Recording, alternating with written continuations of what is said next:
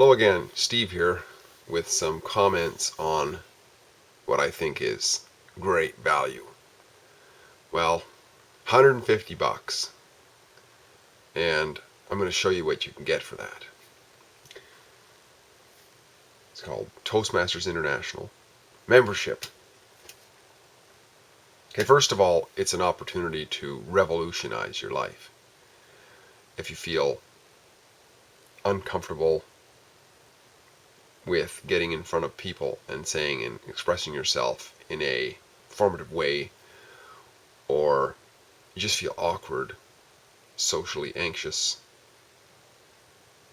these sorts of feelings, the practice of going up and facing that in a supportive group goes a long ways to, putting that aside. It's pretty amazing.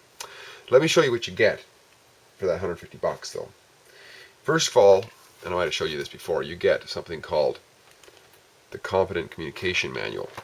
And this is a fantastic manual. I've been through this, I think, 6 times in 5 years. It's 10 speeches,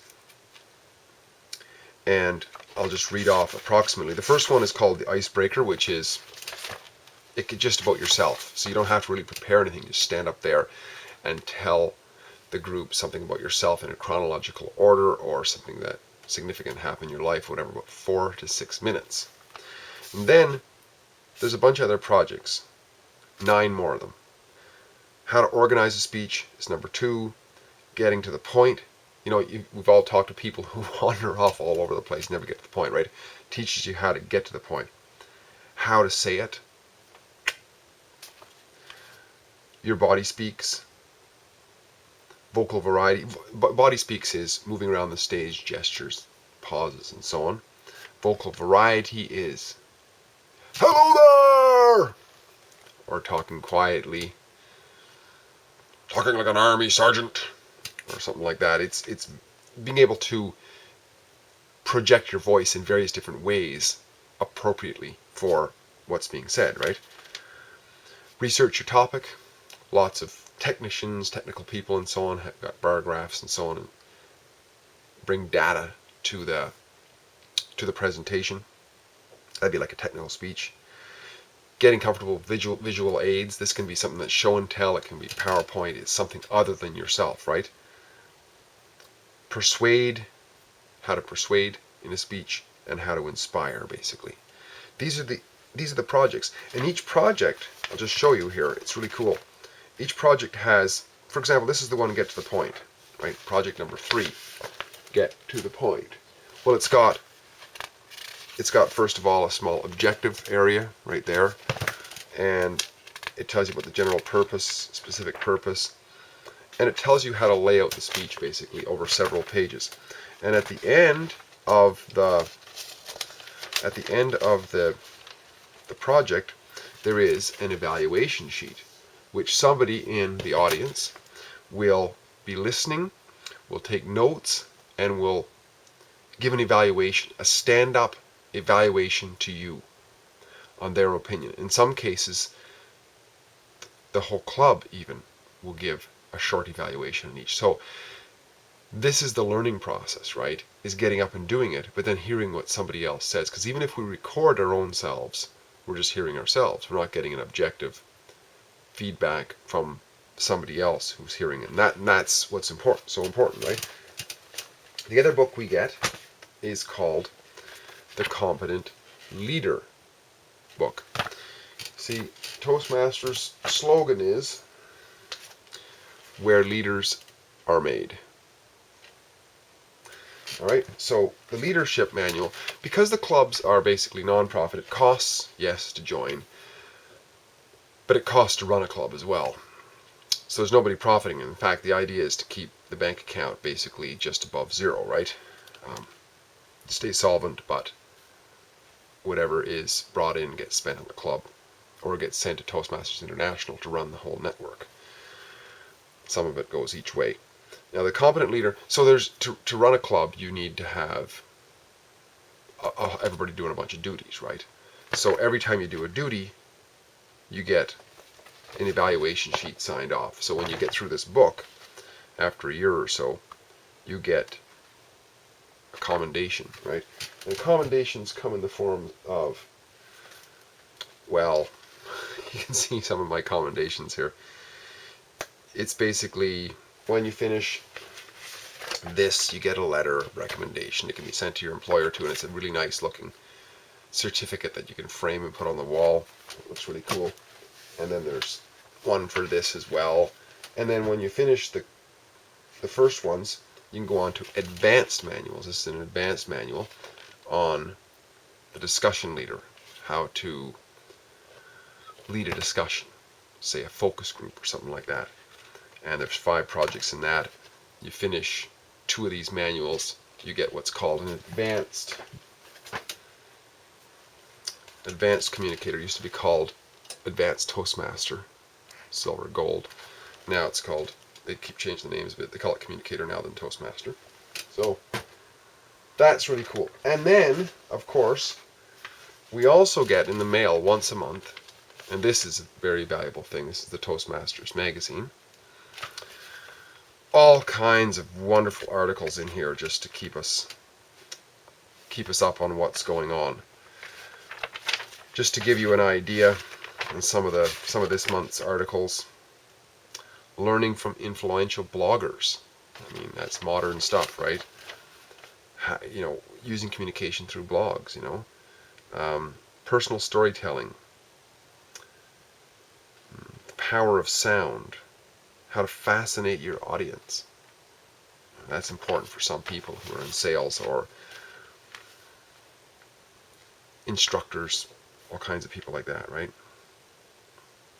Communication challenges of techies. There's an article in here about how technical people very often are so introverted they don't want to talk, but yet they have great ideas to share. What can be done about that? What can be done about huge amounts of data? We've all been at presentations before where there's just basically bar graph after bar graph after bar graph after bar graph, and after a while, people really don't connect with that sort of stuff. But it showed in here how you can change that. You see, for example, there's one of those confusing type of bar graphs, right? So there's a whole bunch of lines with different colors in them, and sometimes just putting it in perspective, what that actually means, you could change the graph to look something like this. A whole bunch of rather insignificant bars, and then one big bar. We can relate to this easier because it's images of us, right? We can imagine what we'd be like if we're bigger. So it's really something to read every month or pass out to friends to share. Really great stuff. Another side benefit I find of Toastmasters is there's local clubs in every place that's more than a one-house town, basically. And it's focused on building up the individual, through actually challenging ourselves with the most feared activity known to man, which is public speaking, men and women. And that's great, though, because you get to mingle with people who are that sort of like-minded in the community. They may be your neighbors or coworkers or whatever. And you sort of enter a class of people who are more than just talking about, well, they are talking about it, but they're doing. In fact, one of the slogans for Toastmasters is learning while doing. Very powerful. And it's amazing what you can, now there's a lot of people who will just join it for the social aspect too, right? That happens. I didn't do that, although I really enjoy that aspect as well. But I joined it too because I felt debilitatingly fearful about getting up in front of people. In fact, I've got this one story where I was to give this presentation in front of about 10 people, and I misplaced my notes for a minute. I just completely froze. And when I found the notes, I couldn't even read them. They were a blur in front of my eyes. Physiological effect. It's very powerful, that fear. But that doesn't happen so much anymore. Here's the other side of that coin. About 3 years after doing this sort of stuff, and probably doing about 100 speeches, I gave a presentation at a university auditorium in front of 200 students. One of those theater style where there's like bleachers almost, and I'm on this stage. First of all, I was supposed to have a PowerPoint. That was, and the technology, except for my computer, was supposed to be provided by the university. That didn't work. It didn't work. We couldn't get it to work at all. And from where I was standing, where I had to stand, I couldn't read my computer either. Everything was too small and too crowded. So I had to go off notes, handwritten notes, luckily that I had. And I was able to get them into place while the tech guy was trying to fiddle around with the PowerPoint until he finally gave up. And I was able to deliver that speech right through in front of 200 people with all those hiccups. Not to sort of blow up my bubble here at all. It's just to give an example of how, like any other skill or like any other thing that we do, when we start out it can be really nerve-wracking, right? But with practice, there's a comfort level that can build up. But having said that, in this activity, the first time I did that, first time I did a speech at Toastmasters, my icebreaker, I memorized it for 2 weeks straight, right? And then just rattled it off. Like I remember saying to myself, if I can remember the Hail Mary, I can remember that, I can do this as well. And I did it. I wouldn't recommend that to anybody, but nobody told me otherwise, Now I don't memorize speeches, but it was just a matter of moving from there in baby steps and just jumping in and taking the action until it became easier and easier and easier. But nevertheless, though, in the club, like if one only stays in the club, it's nervous at first, but then after a while it becomes like your buddies, right? So it really, you can joke around and so on, and there's a comfort level.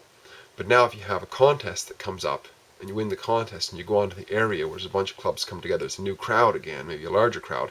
If you win that, you go on to the division, and there's people with suits and judges and so on out there, and there's no podium, there's nothing in front of you, no notes, anything. And you just got to walk up there and boom, away you go. I remember the first time I did that, it was probably a little over a year, more than a year after I joined. It was like doing my icebreaker again. It was absolutely heart pounding, but I did it. And it's just a matter of saying, yeah, I'm going to do this. And so what if I win or not? I'm just going to do it. I'm going to win for me, right? That's a win, is getting up there and doing it. But I really can't say enough about Toastmasters. It's one of those things I'll just probably promote forever because it's available. It's really affordable. It's like $10 a month, and the value out of it is just huge. I mean, just the hard copy stuff. This stuff is absolutely wonderful, right? Not to mention just hanging out with a bunch of local people who are in the same boat, who want to improve themselves in a field that is the most feared by anybody. I mean, this is like going to battle, but it's a good battle, with comrades. It's awesome.